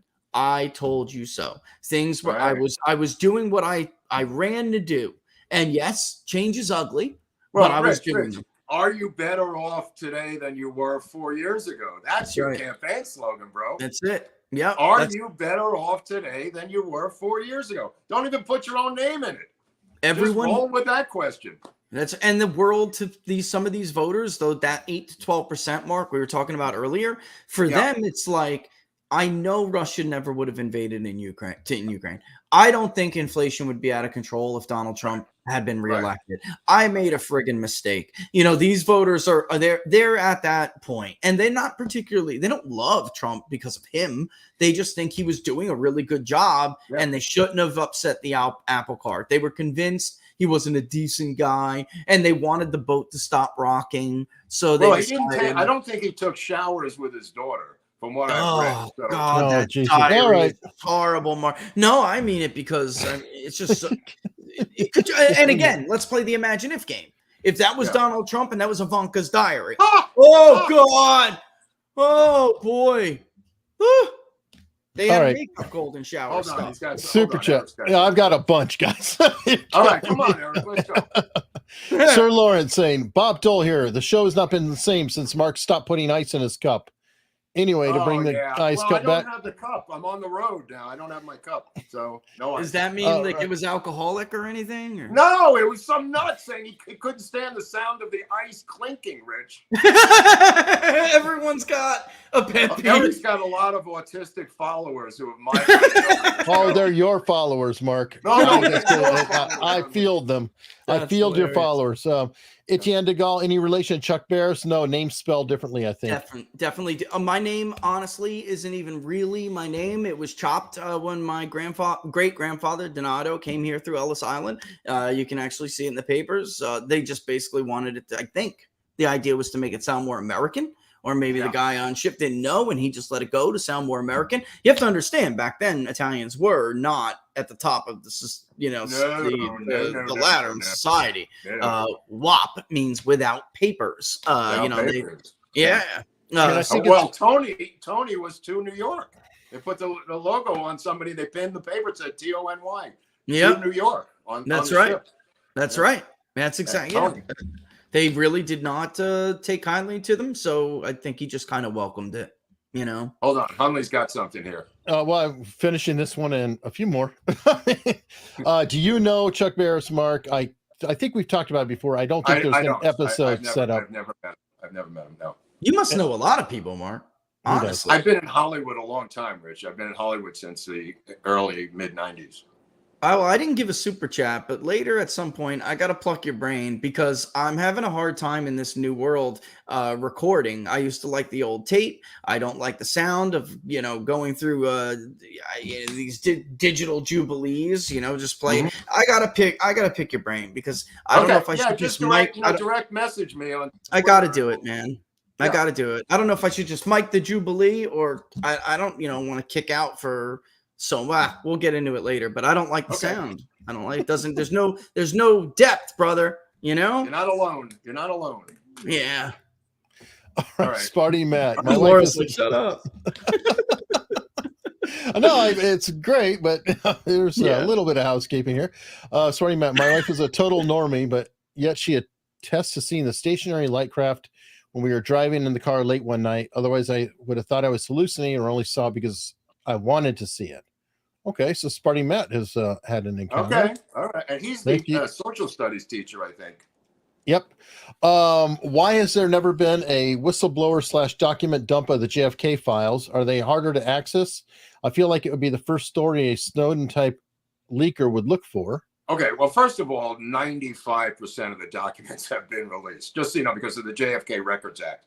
The reason that JFK the movie is such a politically perfect movie is because it forced, as a piece of film, it forced the government to create the JFK Records Act. That's why the movie is so important, because no movie has ever created more political movement than the film. Whatever you think about it, JFK created political movement. And the Assassinations Record Review Board was created from the film. The JFK Records Act was passed in Congress because of the film. And that began the massive release of documents. Are they withholding the stuff that's still on the bottom? Yeah. And as we discussed, I believe a lot of that is about Mexico City.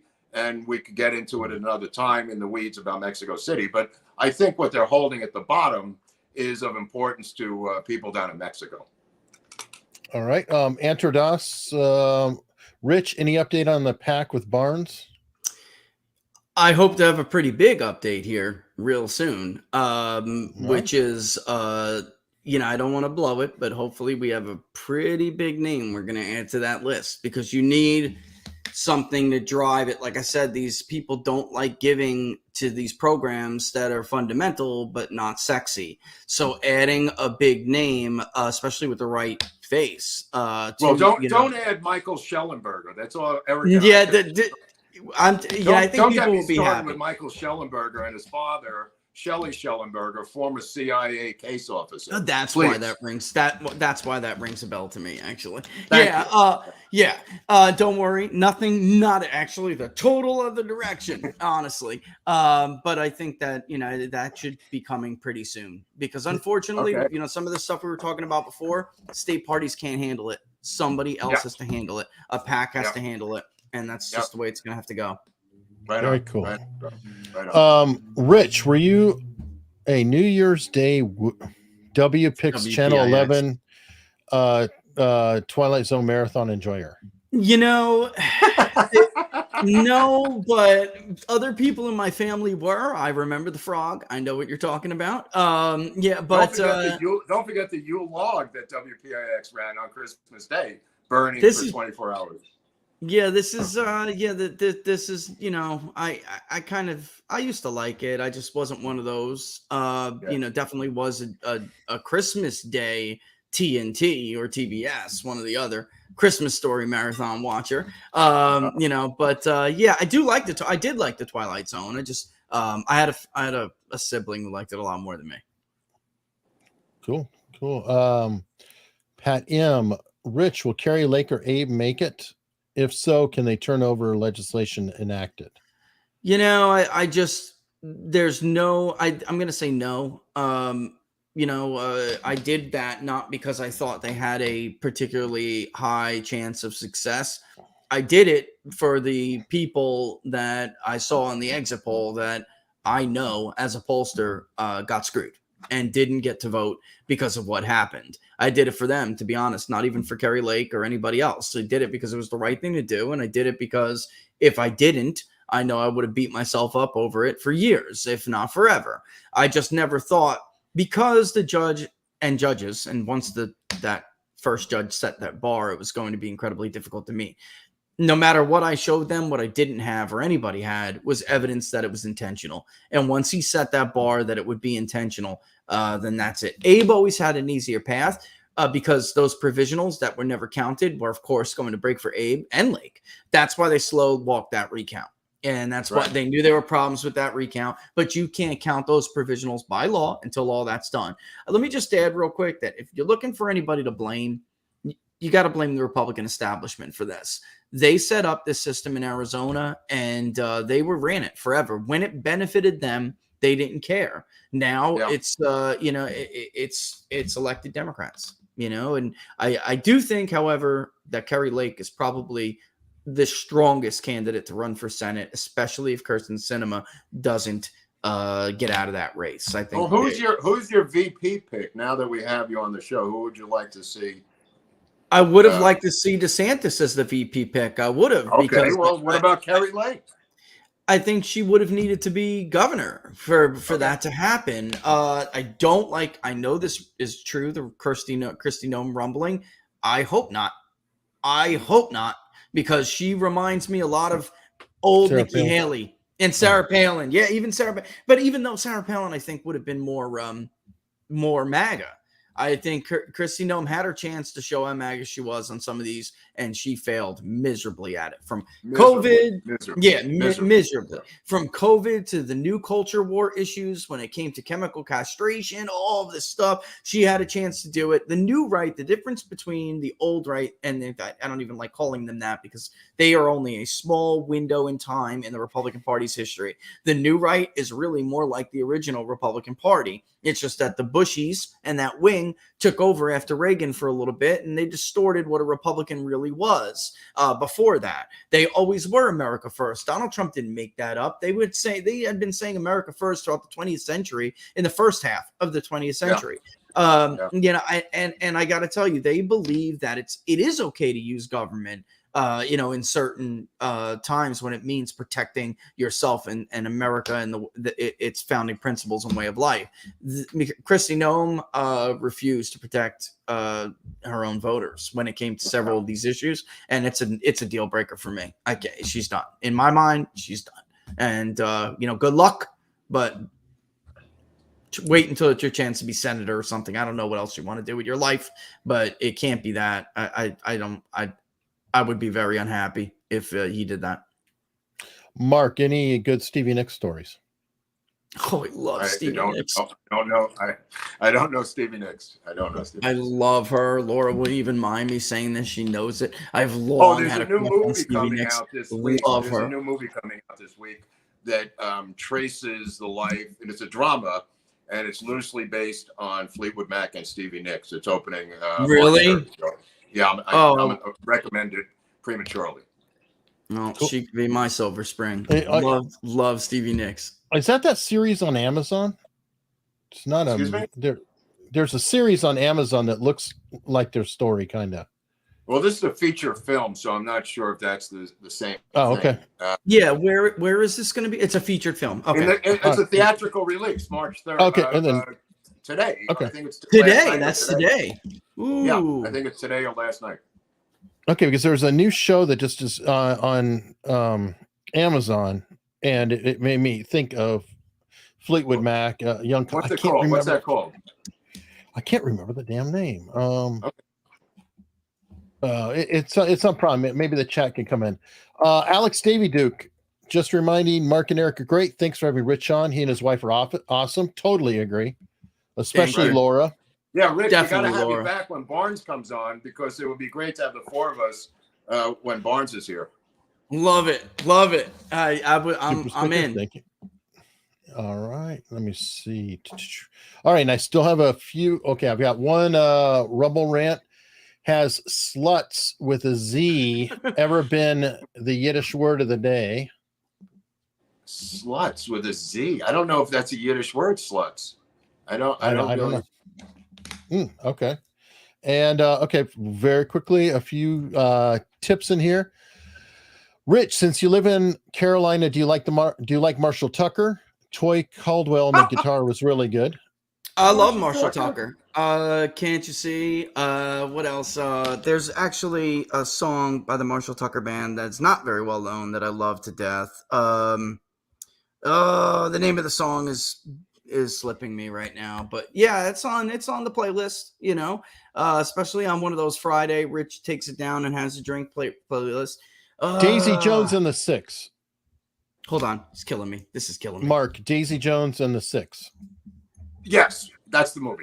Yes. Okay, it's on Amazon. It's a series. Yep. It's on Amazon. Okay, thank you.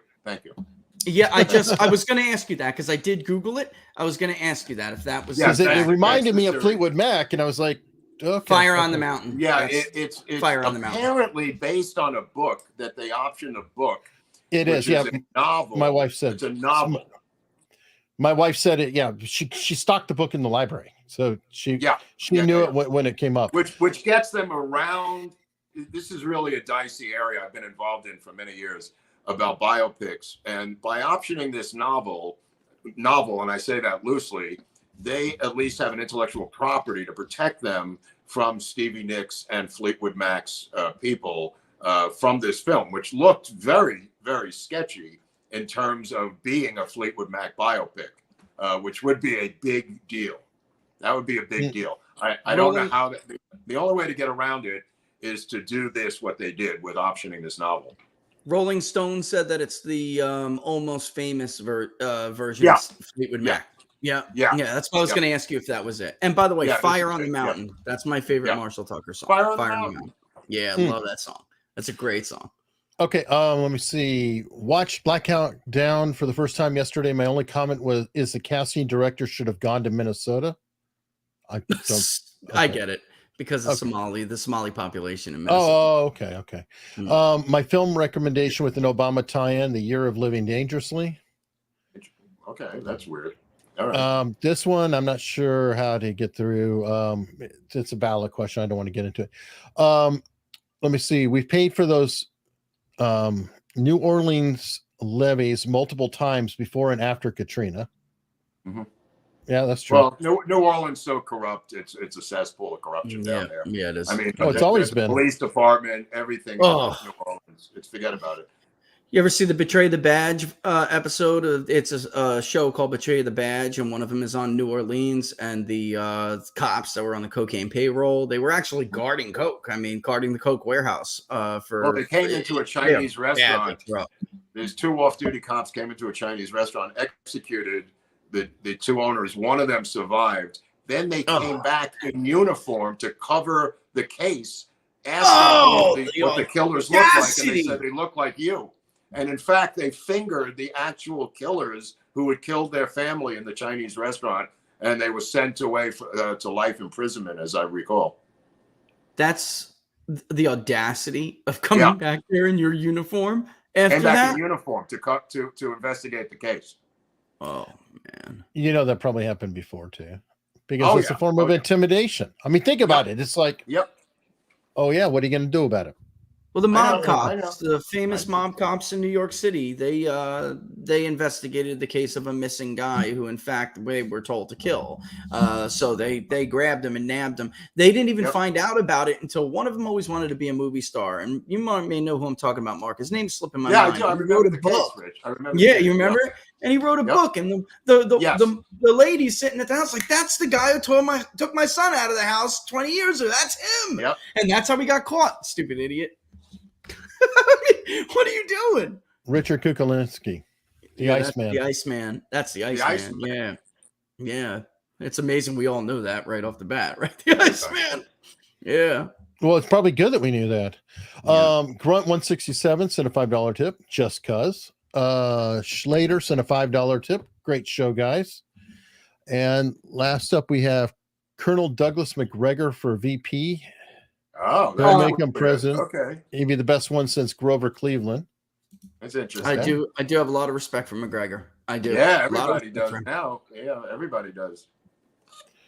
All right. On that note, Louis Eppolito. Pitch. That's his name. Lou Eppolito. Hold on, Hunley's going to sell some dogs. Here, Hunley's selling some This puppies. is Oswald, the illustrious pet that Mark doesn't like, but he'll get over it. And we also have some merch, some glasses. Now we've of course got a bucket hat, but that's one cool. of our community members, and I think she's in your community too, Rich. I'm not sure. Ziggy Shrugged. She's made some glasses for us. Ooh, This Laura, is the wine. Laura, get yourself the wine glass. I'm going to get those Oswald glasses. Laura, get yourself the wine glasses, me the hat, and Bree the dog. All right? Yeah, you got a team Groubert. Oh, that's nice. Like a Scotch glass. Okay. Yeah, there's different glasses that are going around. I think she's maybe making them for David. I don't know. America's Untold Story. So we've got that's a Pilsner. Ziggy, that looks great. Standard AUS. Yeah, I mean she's making for different creators. If you want, I'll put her in touch with you. Very cool job. Very cool job. Rich, anyway, are you going to go down? Rich, are you going down to Vegas the middle of March for the Barnes thing? I don't think so. I mean, yeah, I did hear about it, but I don't know. I don't think so. I may not be able to. I got my daughters competitively dancing now, and she's like, it's very. Between my schedule and that, it's a lot. And I'm trying to promote it because she's amazing. It's just healthy. It really is healthy. Yeah. Right. But we'll see. Barnes is putting together a group of these locals meetups. I saw that. Well, you're in North Carolina, so I'm sure that, Chattanooga is in April. That's a little bit closer. That's closer. Yeah. And I'm hoping to go to that. I think Mark is too. Yeah, in April. Yeah, because he is right. he is right that that's really the only viable way to do it, Yep. because people are like, meetups, and we've talked about it before, and trying to do it singularly, by community, each community, and it's not a viable business model. It's just not. You'd kill yourself, and some people have tried it before, but this is a better way of doing it, and my community's on me for it too. I went and did something for J6 even a couple of years ago, and I mean, people popped up. One guy drove from Arkansas, so I know that it's there. I remember when you did that. That was great, Rich. That was fantastic. Thanks. I didn't. I'll tell you, Mark. I didn't expect that many of them to show up. Right, They did. They came out in force. I was like, right. Really proud of them. Really was. Just I didn't expect the community to be that mature at that point. But to be able to do something like that. But I took a shot in the dark, and it was cool. It was cool. I've got one more here. I don't know if this was answered earlier, but it was. I don't know how to put it because this is a YouTube thing, and I've got an annoyed customer here. Biden got 80 million ballots, but how many? I don't like this question, and I've you got to be careful. Yeah, I you know what? The person who put it in, I apologize. I apologize, but I really can't go into that question. Do it on locals. We'll do it on locals. Yeah, I want to put up on locals the Sirhan letter, though, of Sirhan denouncing me after I got him paroled. Did you put that up or not? I think you. Yeah. He denounced you after you got him paroled. Yeah. No good deed goes unpunished. I think it was about Israel, Rich. I think it was about Israel. Okay. Yeah. Well, so that kind of makes sense. Yeah. So now it's like it's a badge of honor for me. So I want to put it up on locals. Yeah, definitely. So I don't know what's coming up Tuesday. Either do I. That makes two of us. All right. Well, I do know that. Let me see. Tomorrow I do have an exclusive show on locals. My girl stream. I do it every Saturday. This one I'll be talking about. We've got 10,000 followers on locals, which is amazing. Woo-hoo. Thank you so much. And I have a major announcement that I'm going to put out in the girl stream tomorrow. What? For anybody who wants to check it out. But what? Yep, something's going on. Something crazy. Something's going on, huh? Yep, something's going on. So I'll be transgender. Allegedly. Eric's gonna change his identification. How about the governor of Tennessee banning yes. Right. How about that? Yes. Yeah. Bravo. Drag everything. Drag story hour. When am I gonna see my drag story hour now? That came just as I was looking at. It's funny you brought that up because I was thinking of doing a segment on states pushing back against the new culture wars because the federal government can't, and that was on the top of the list, along with Jim Justice signing. West Virginia became the 12th state now to be able to allow concealed carry on campus. And I remember when I was in college, I did carry. Okay. I did, and I was able to do that, and I got to tell you, it felt good. Because on any of these campuses at any given time, you could be a soft target. And that's right. Of course. So I carried my Glock 9 on campus everywhere. And, kids, because we're like, whoa, what are you doing? It's like, calm down. Why are you looking under my shirt? Right. Some of the teachers are funny. And I remember at one of the later classes, I had a police officer and he just got a kick out of it. He would come in his uniform sometimes and he'd joke. He'd be like, this is the wrong class to walk into to pull one of these things. This would be the wrong class. But some of the teachers were okay with it. Some weren't, but that's tough when the rules are the rules. And I'm all for, I don't like the saying arming students, but if a student has a concealed carry permit and they're able to legally carry a weapon on campus, absolutely. Of course. Well, you know what? Virginia Tech was a gun-free zone. How'd that work out? That's right. How'd that work out? Yeah. Well, Rich, it's been great. We got to have you back again. We got to do this more often. For sure. Freeform Fridays. Because this, as you can see, it's freeform. I'll get you the picture next time. Okay. Yeah. I'll get you I was just about to do it, Eric, when I saw you shared it, because Laura was on me for like 2 days, and I'm like, okay. Well, she I'll do said it. you hate that picture. I'm like, yeah, but it's the closest one that fits the profile. So Yeah. definitely do that. And well, until next time, have a wonderful evening, folks. Thanks for having Thank me, you. guys. Thank you. Cool. Of course, Rich. Of course.